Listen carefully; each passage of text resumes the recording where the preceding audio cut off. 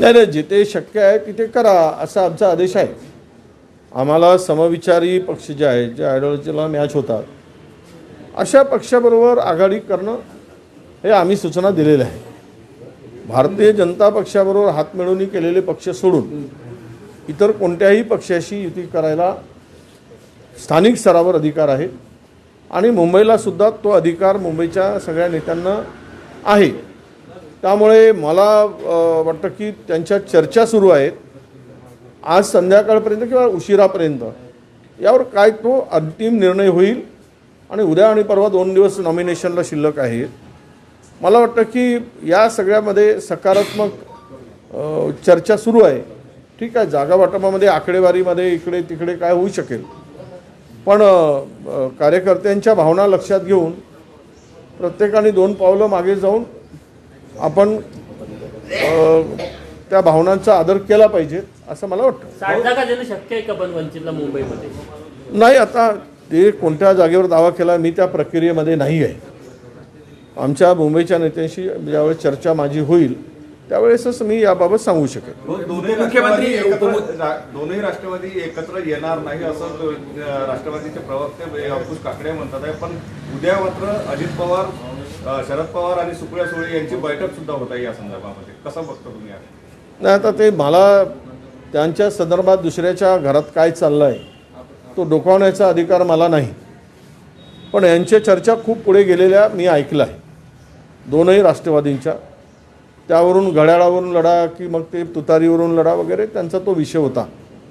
आणि मला ज्यावेळेस या संदर्भात त्यांच्या बैठका झाल्या त्याच वेळेस आम्ही निर्णय घेतला की जर शरद पवारजी अजित पवारांच्या बरोबर जात असतील तर आपण आपला पक्ष स्वतंत्रपणे लढेल.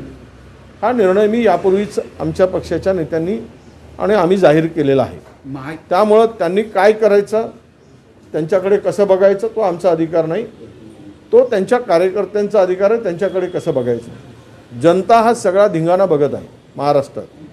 म्हणजे कोण कोणाचा पायपोस कोणाच्या पायात नाही, वाटेल त्या पद्धतीच्या आघाड्या युती हे सगळं काही झालेलं आहे. किचड राजकारणाचा तो चिखल झालेला आहे.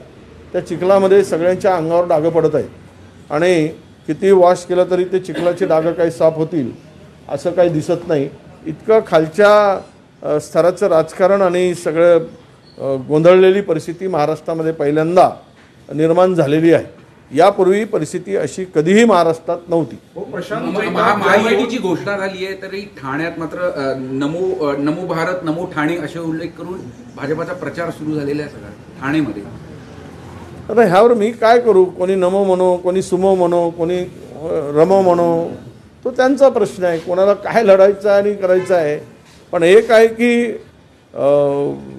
सध्या एकनाथ शिंदे साहेबांच्या मागे राहू दोष किंवा शनी दोष वगैरे काही दोष असा आहे का याची खात्री त्यांनी करून घेतली पाहिजे. कुठल्या तरी ज्योतिषाकडे जाऊन राहू केतू वगैरे ग्रह शांतपणे त्यांना जगू देतील का, की त्यांच्या याच्यामध्ये काही अडचणी आहेत का, तर असंही काही ठिकाणी शंका येते या सगळ्या परिस्थितीत. त्यांची उमेदवारी अडचणीची वाटत आहे कारण ते ज्या 2 जागा मागतात त्याच्यावर राष्ट्रवादी शरद पवार गटाने दावा केलेला आहे. नाही, आम्ही कुठे शरद पवार साहेबांचे त्या जागा आमच्या आता प्रशांत जगताप काँग्रेसमध्ये आहेत. काँग्रेस आम्ही त्यांना शब्द दिला आहे आणि तो आम्ही शब्द पूर्ण करू. आवश्यकता पडली तर तिकडे द्यायचं नाही द्यायचं तो त्यांचा पक्ष आहे, पण आम्हाला द्यायचा आहे तो आमचा अधिकार आहे.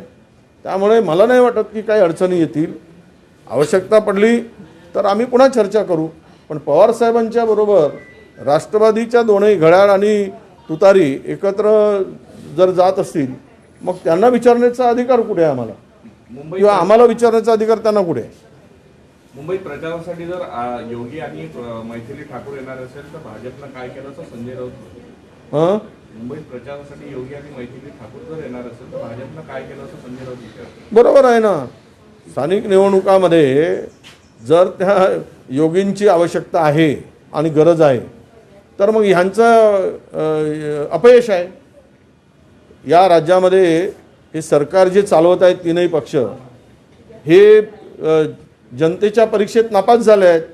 त्यामुळं दुसऱ्याला बोलवून दुसरा म्हणजे दुसऱ्या राज्याच्या मुख्यमंत्र्यांना बोलवून मदत घ्यावी लागते पास होण्यासाठी, हा त्याचा अर्थ आहे.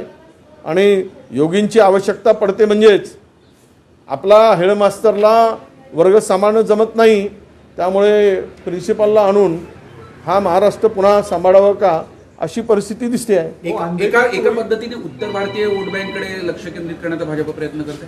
उत्तर भारतीय सगळे वोट बँक मोठी आहे मुंबईत, कारण नाही, हे निवडणुकीमध्ये भारतीय जनता पक्षाचं ध्रुवीकरणाचं राजकारण तर नेहमीच राहिलं आहे.